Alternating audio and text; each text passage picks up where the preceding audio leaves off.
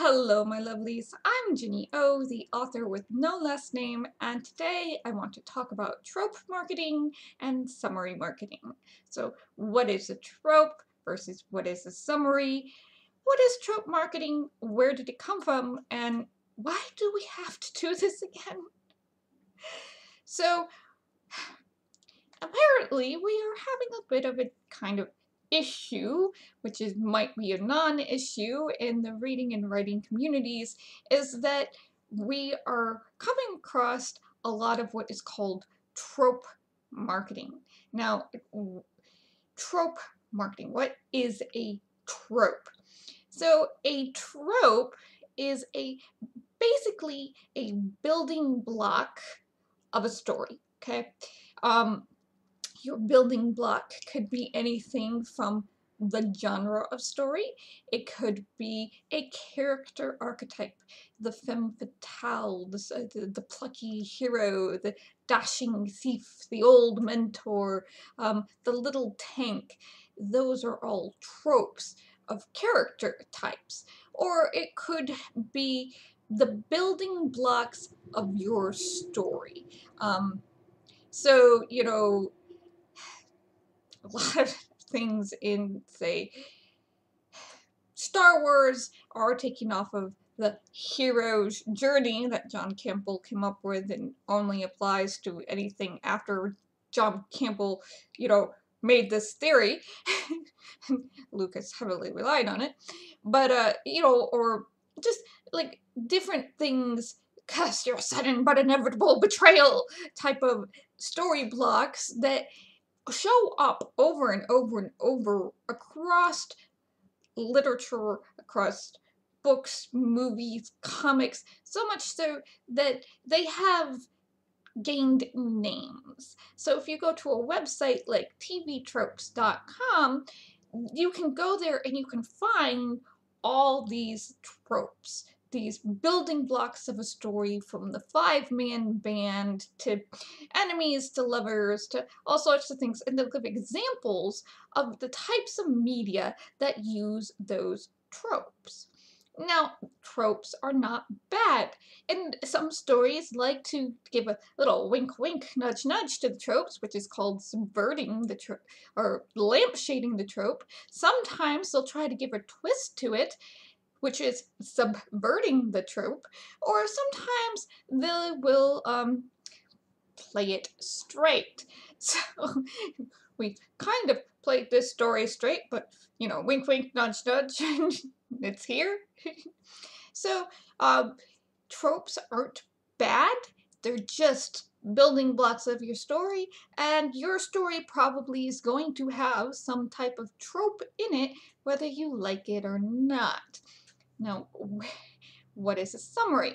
A summary is a paragraph sum up, I guess, a way to total up your story within a paragraph to get people to want to read it. So it usually involves the characters, who the character is, sometimes a modicum form of the setting, what is the goal of the character, what's going to stand in the way of the character, and what will happen if they fail, aka the stakes. Usually this takes a paragraph or two. It will depend on, where you're doing it, how long your summary is going to be. Now, both of these are used in marketing, but we've been seeing a greater influence of trope marketing in the greater book sphere, and particularly on Book Talk. And, there has been kind of complaints from people that they don't want to read books based on tropes. They want, to know the summary. They want to get hooked into the characters in the story.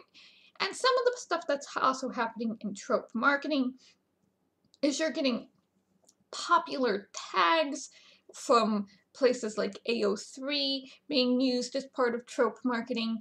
You're getting this X meets Y type of marketing as trope marketing type of things. So, what you're getting, it's not just tropes you're going to find on TV tropes. It's going to be, you know, popular tags and popular, and, you know, popular series. You know, this is for fans of Harry Potter and Nevermore, for fans of Blood and Ash and Crescent City, or, you know, things like that, that will, really, they're trying to give you comp titles to tell you if you've read this, you might like this new book, even if that new book has absolutely nothing to do with what the story actually is in those two other books. I had an indie author once send me a title, and he gave me a bunch of comp titles to go with it, and I finished it and I said, this is Harry Potter and University. I don't know about the rest of these comp titles because most of them I haven't read, but this really feels like Harry Potter and University. The plot even plays out the same way. So if you want a new adult Harry Potter, here you go, type of thing. But that's what's going on, is they're like trying to tell you, hey, if you like the show Big Bang Theory and you like Star Wars, you might like this Lindsay Buroker book where the nerds get to be the heroes, type of thing. That was fairly decent. It was a loss leader to make you buy the second book, but it was fairly decent. Don't read the prologue, wasn't important. You know. So, you know, people are like, I don't care about the tropes. I feel sometimes that the tropes spoil the story, and they don't want to see trope marketing. So where did this come from? Because it actually doesn't come from TV tropes, and it doesn't come from AO3. It comes from the romance genre. Now, the romance genre is the biggest portion of the book sales. You know, it takes like 3 or 4 other genres put together to you get remotely close to the sales that the romance genre does for the traditional book space. And the romance genre is different than every other genre, really. You know, in a thriller, you want to see, know if they, you know, survive at the end. Do they survive whatever this chase is, you know, the stalking or whatever. In a mystery, you know, you want to know who did the crime, you know, they say solve crime. And science fiction and fantasy, you're going to have different various plots and goals and stakes that, you know, get all mixed up. Sometimes if you're in like urban fantasy, yes, it's another they solve crime. You want to know the mystery, who solved this. But, you know, like adventure stories they're going to be a little different than, you know, galactic war stories and all things like, you know, things like that. But romance has one question and one question only. Why can't they be together now? And the people who read romance, all they care about is if they get together at the end. Have you ever seen the huge, massive amount of Christmas movies, you know, that come out around Christmas that are all like these little weird romance movies? That kind of, you know, it's exactly that type of thing. They have all these very different type of premises, you know, different jobs, different whatever. I think in the last year I saw like 2 fashion ones. And I was like one was, we're making a quilt, and the other one is, she's a fashion designer, and I'm like, what's going on here? It's a little weird. So though I've also saw I saw a fashion designer solving crime movie 2, so I was like, yes, finally somebody's doing something with that. But like, romance readers care about whether or not they have a happily ever after or a happy for now. There's generally no big shocking twist that's going to change the ending from them being happily ever after or happily for now. So what romance readers really do rely on are tropes. They want a specific type of box, I guess, inside the romance genre. So you're going to have Highland romance, which you kind of shovel Outlander under, I guess, but the Highland Lord and Highland Lass romances. You're going to have Regency romances, Bridgerton. You're going to have paranormal romances. I've got Angela Knight and Thea Harrison. So these are both paranormal romances. You're going to have, you know, boardroom romances, biker romances, werewolf romances, which might fall under paranormal romances, but might not. At the same time, I've seen Navy SEAL romances from the exact same author who's doing the werewolf romances. You're going to have a whole bunch of different types of romances off of all sorts of historical places, and they're going to be everything from super squeaky clean and even Christian romances, or they're going to be super duper smutty and everything in between. Okay? So what is happening is that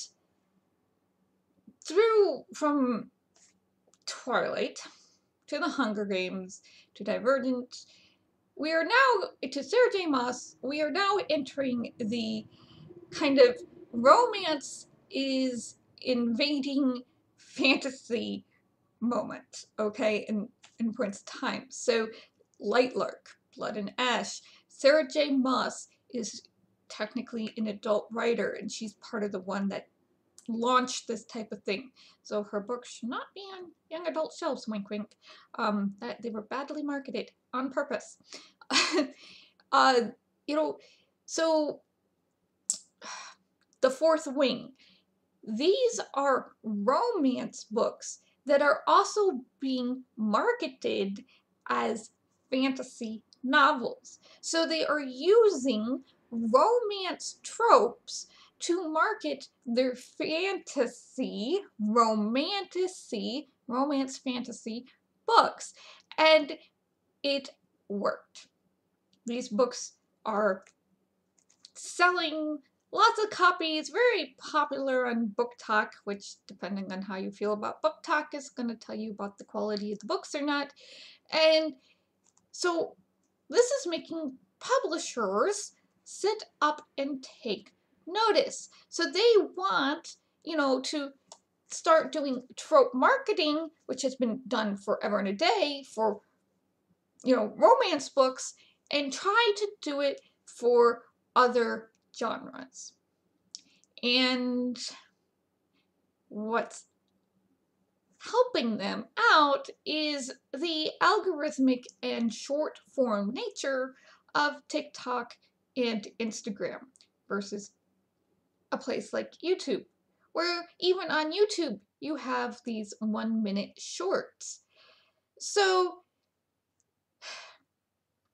publishers now want their authors to do a lot of the marketing, and it's a lot easier for authors to try to trope their books or do a logline for their books to grab readers' attention really, really fast with the hopes that, hey, they're the type of people who go to AO3 and know what these tropes and tags mean, and they're going to be looking specifically for these types of tropes and tags.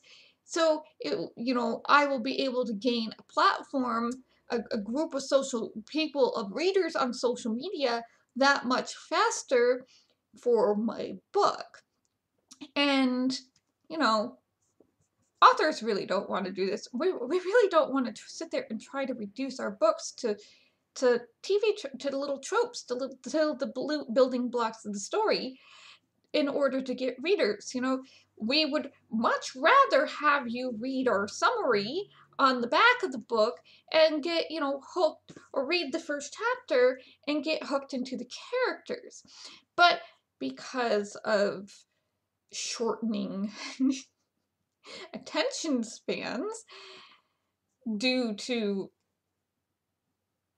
the nature of TikTok the nature of Instagram, you know, the nature of television. I mean, we have been complaining about this since television was invented. It's not that I don't really think we have shorter attention spans. It's just we have so much stuff being thrown at us that we're trying to wade through it all, you know, faster. So it's not that we don't have a shorter attention spans. It's just we need to start curating our lives a little better, maybe.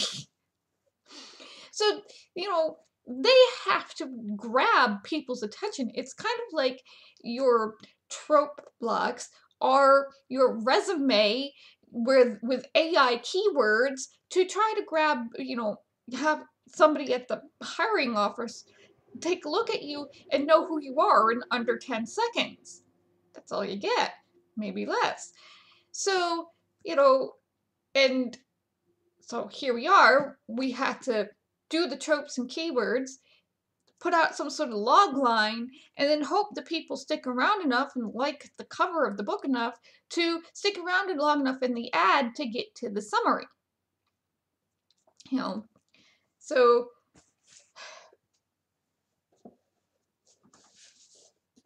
Dawn Warrior. Sword and sorcery fantasy. Okay? Warrior princess. Kind of a buddy comedy because she's sidekick dragon. So intelligent dragon. Werewolves, of course. So Sleeping Beauty meets Beauty and the Beast and Rapunzel. I'm afraid it's kind of a generic fantasy world. I really wasn't going out of my way to make it not a generic fantasy world. There's some fae involved. So she's a cursed warrior princess. She's going to be helping a cursed prince out. Not true love. It's not quite hatred on sight, but not true love. There's an arrogant prince in here. And, I don't want to give away the ending. I don't want to give away the ending.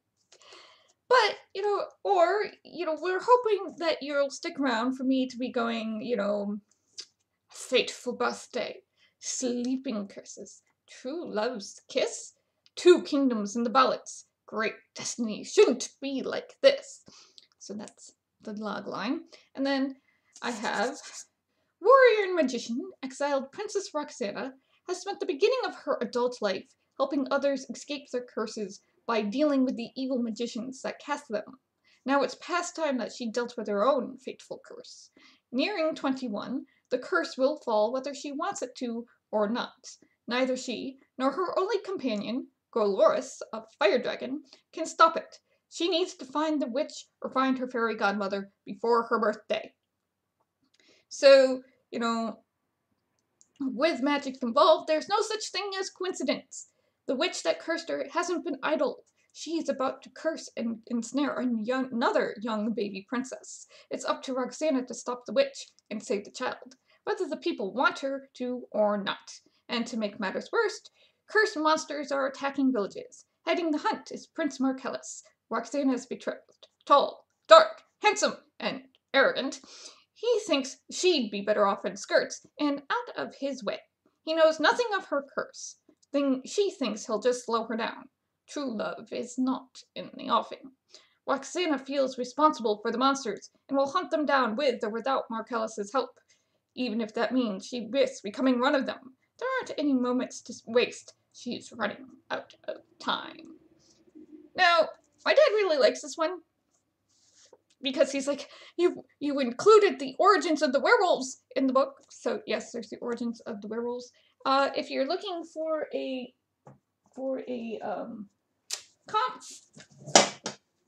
any kind of fairy tale thing, but I was working off of Mercedes Lackey's The Fairy Godmother 500 Kingdoms thing, because most of the protagonists in these are magicians. And I was like, but I want a protagonist where the female princess carries a sword. So, you know, and uses it. So that was my thought behind this. I do want to write another trilogy in this universe. Or 2 or 3. So, you know, Dawn Princess, and the Dawn Queen, we don't get to really play the whole thing out straight until the Dawn Queen. So, anyway, Sleepy Beauty gets played straight. So, you know, I'm subverting things, I'm lampshading things in the book, but for marketing purposes, if I was to create a video to promote the book, I would be starting with the tropes. I would be starting with the log line and showing off the cover and being like, you know, this is what's the tropes of the book are and the log line, and hoping people are like, I like fairy tale sword and sorcery enough to stick around for the summary. Now, as a trend, fairy tale sword and sorcery is kind of petering out, but there are still people who like that sort of thing. So, you know, if you like that sort of thing. But you have to do it because it's the algorithm-driven, tag-driven society that we're in, is that if you can put in the right tags and, you know, for the people to find them, you know, for book talk, booktube, book trailer, and then, you know, your fantasy, sword and sorcery, werewolves, you know, what my different fairy tales are in there, and, you know, whatever tropes you want to put in there, that will get you into the algorithms and hopefully start getting you noticed by other people. And, you know, they'll share it or like it or whatever they do. And maybe somebody will eventually hit the sale button. And it's really just having to deal with getting people's attention quickly and hoping they'll stick around for the summary to get hooked into your story. That's all it is. And yeah, okay, authors don't like doing it. And, you know, to a certain degree, readers don't like it either. But, you know, okay, how else are we supposed to get you to stop and look at things when, you know, you only will spare us 10-15 seconds on your feed, you know, as you're skimming along your feed. We need to get your attention right away. And unfortunately, the only things that are going to get your attention right away are a very eye-catching book cover or the log line or the tropes. And then we want you to stick around for the summary. And it is what it is. And it's unfortunate that, you know, that's where we are right now. I don't, you know, I think the biggest concern is because of language learning models. And I'm just hoping and praying that's not the case. You know, like, traditional publishers have been chasing trends, especially in the young adult space and in the science fiction and fantasy space, for a very long time. It's just becoming more and more apparent that's kind of where we are now. And it kind of feels, you know, because that has been whipped away, it can feel a little icky. But they have been doing that for a very long time. So remember, tropes are the building blocks of your story. They're not wrong. In the summary, it's just, you know, something, a paragraph that tells what your story is about by introducing the character, goal, conflicts, the obstacles in the way, and what happens if they fail the stakes. And please do not start it with, my story is about. Just go straight to the character. And it might include some of the setting as well. Alright, and you need to use both when you market. Alright, take care of yourselves, my lovelies. Bless, stay safe, take care, and I will see you in the next video.